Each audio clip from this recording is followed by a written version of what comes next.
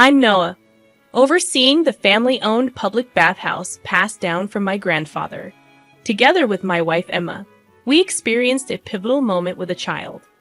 On an early spring evening, still carrying a lingering chill, past 9 o'clock after our last customer had left, Emma and I were wrapping up the day's work at the bathhouse. While Emma attended to the interior cleaning, I headed towards the entrance. As I approached the garbage disposal area a little distance away, I noticed a small figure. Under the streetlight's glow, I discerned a disheveled girl sorting through the trash. Intrigued, I wondered if she was searching for something. Given the late hour, I decided to approach her. Summoning Emma, we both walked towards the girl by the garbage disposal. Upon closer inspection, despite the chilly weather requiring a jacket, the girl wore only thin long sleeves, a skirt, and sneakers that were too big, causing her to crush the heels. Her appearance shocked us both. Addressing the girl cautiously, I asked, "Miss, what are you looking for at this late hour?" Startled, the girl turned towards us. Her shoulder-length hair, frizzy like a child's, and overgrown bangs hiding her eyes, gave her a neglected appearance. She replied, "I'm hungry." To avoid frightening her, I spoke gently, suggesting she come to our place. I'd offered to call her parents, but when asked for her home phone number, she shook her head vigorously. Understanding her fear of strangers, I proposed waiting together until we could contact someone from her home. Assuming she had mistaken us for strangers due to the late hour, I was surprised when she revealed, "My mom hasn't come back for about 3 days. I'm waiting for her to return, but I'm hungry." Alarmed by the possibility of abuse or neglect, I suggested involving the police. However, the mention of the police made her instantly wary, expressing dislike for them. Concerned, we continued the conversation, only to hear a gurgling sound from her stomach. At that moment, Emma asked, "How long has it been since you've eaten? Are you hungry?" I scanned for any available food, realizing I hadn't eaten since morning. Neither my wife nor I knew how to respond to the girl's revelation. She hadn't eaten all day, searching through the trash in the late hours while clad in thin clothing. The grim reality of her situation weighed heavily on us. In a surprising turn, my wife suggested, "Would you like to come to our home?" Her words startled me. Taking a stranger's child home without involving the police could lead to complications later. I glanced at my wife, wondering if she grasped the potential risks. She met my gaze and said, "I understand what you're thinking. As adults, it's the right thing to involve the police. However, I can't ignore a shivering and hungry child standing right in front of me." Her perspective resonated with me, and I made a decision. We could take the reluctant girl to the police tomorrow. But for now, the immediate concern was providing a warm place and satisfying her hunger.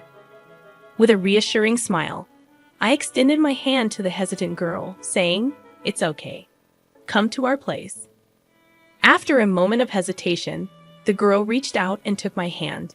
My wife took the girl's other hand, and the three of us, hand in hand, headed back to the bathhouse.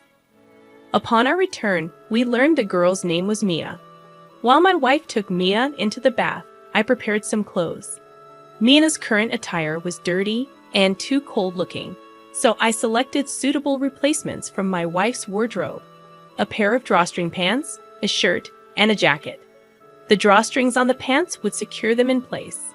Swiftly, I rushed to the convenience store to purchase small women's underwear, ensuring Mia had everything she needed. I also grabbed the toothbrush before finishing my preparations. By the time I was done, my wife and Mia emerged from their bath. The clothes and underwear appeared a bit oversized, but Mia managed to put them on. The once pale-faced girl now looked more like a child, her complexion returning after the bath. Her washed and dried hair was smoother, though her bangs were too long. My wife secured them with a pin, revealing the lovely face hidden beneath. I asked, "Did you warm up?" Mia nodded eagerly, expressing excitement. She shared her experience of the bath, likening it to a big pool and expressing her delight at the warmth. Her smiling demeanor reassured me. While I dried Mia's hair, my wife prepared a meal. The bathhouse and our house were adjacent, so once we finished, we moved next door. My wife served a warm pot filled with vegetables, meatballs, and yudo noodles. The sight of the dish made Maya's eyes sparkle. "Can I really eat this?" she asked. My wife chuckled and encouraged her to have seconds. Maya proceeded to eat heartily, using a fork and spoon as she wasn't accustomed to chopsticks. "This is delicious. It's been a while since I ate warm food," Maya remarked, reflecting on the environment she had endured until now. My chest swelled with a mix of emotions, feeling like it was about to burst. Maya seemed to be opening up and trusting us a little. Once her stomach was filled, she began sharing her story. She spoke about her rarely seen mother, her routine of rummaging through garbage for food, and her status as a 7-year-old in first grade. Maya didn't have a school bag, and her shoes and clothes were often dirty. The heartbreaking reason behind her absence from school surfaced. She was bullied for being perceived as smelly.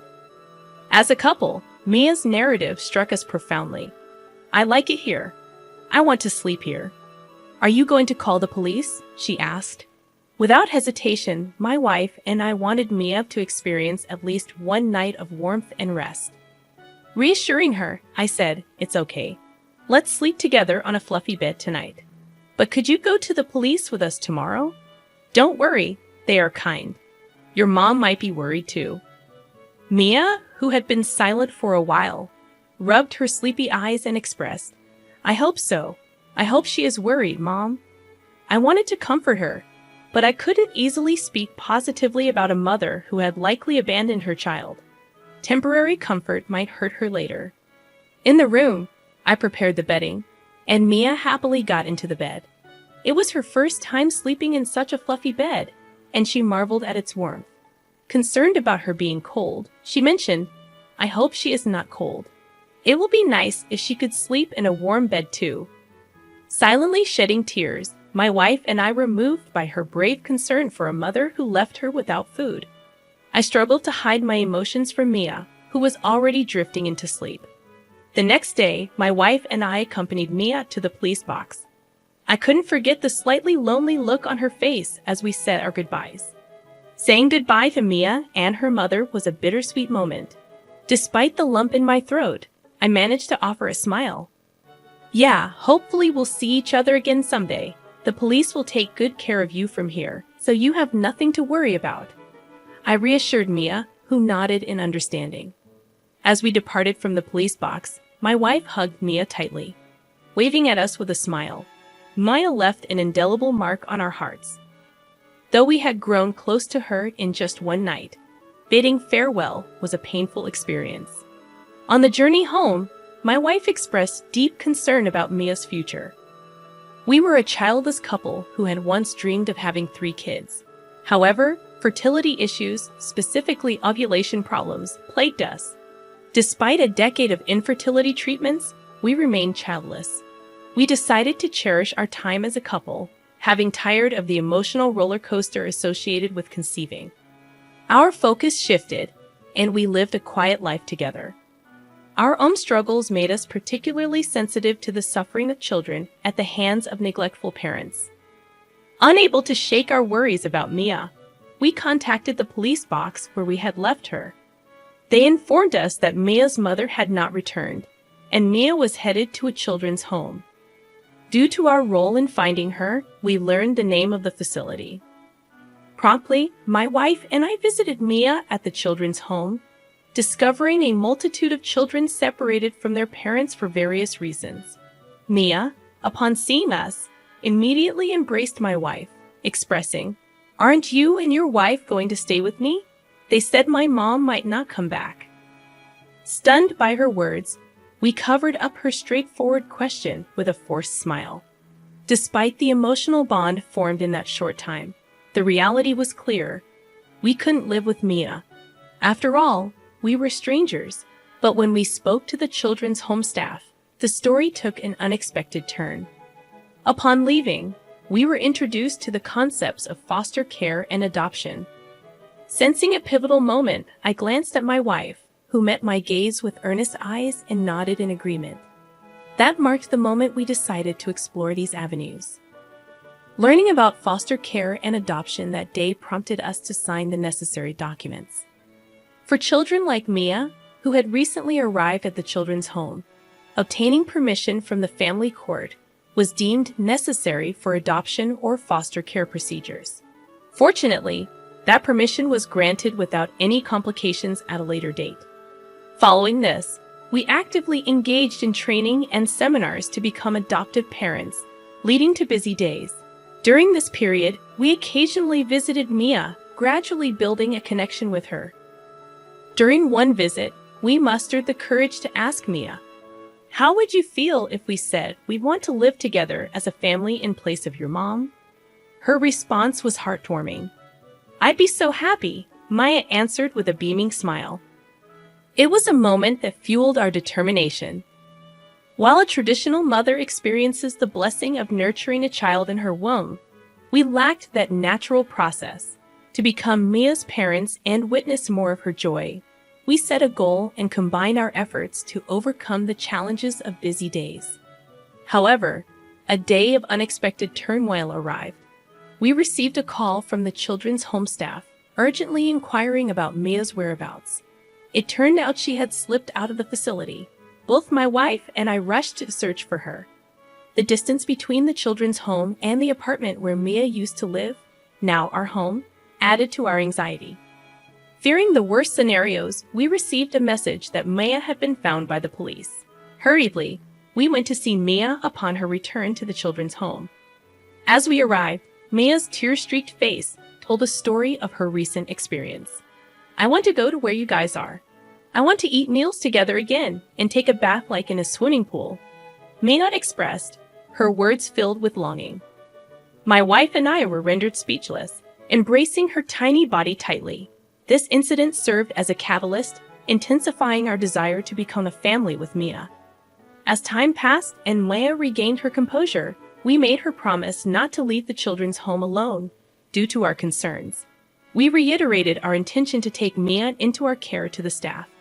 Subsequently, the procedures took more than half a year to complete. Finally, as a couple who had undergone special adoption, we were able to bring Mia home. Fast forward 4 years, and my wife, Mia, and I were living joyfully. Mia was no longer cold or hungry. Each day, she cheerfully went to school with a neat school bag on her back. However, shortly before Mia's birthday, a letter arrived from her biological mother, expressing a desire to meet Mia on her birthday. Without hesitation, Mia agreed to the meeting. Though we felt uneasy as parents, Mia was already in 6th grade, an age where she could make decisions for herself. We respected her choice. On the day of the reunion, Mia went alone to the designated cafe. Anxiously waiting for her return, she came home after about 2 hours, her demeanor unchanged. According to Mia, her biological mother had remarried and seemed genuinely happy. Maya felt relieved to see her mother happy and expressed her love and understanding, despite being left behind. Seeing Maya's determination, we felt proud and relieved that we could continue living with her. The 3 of us decided to celebrate Mia's birthday by buying a cake together. Holding hands, Maya looked a bit embarrassed but complied. Reflecting on the journey from the day we found Mia rummaging through the garbage to our walks hand in hand to the public bath, we realized how much she had grown. Maya would continue to grow, but she would always be our precious daughter. As I etched this happy moment into my heart, I knew that we would continue to walk together as a family of 3, cherishing each step of the journey.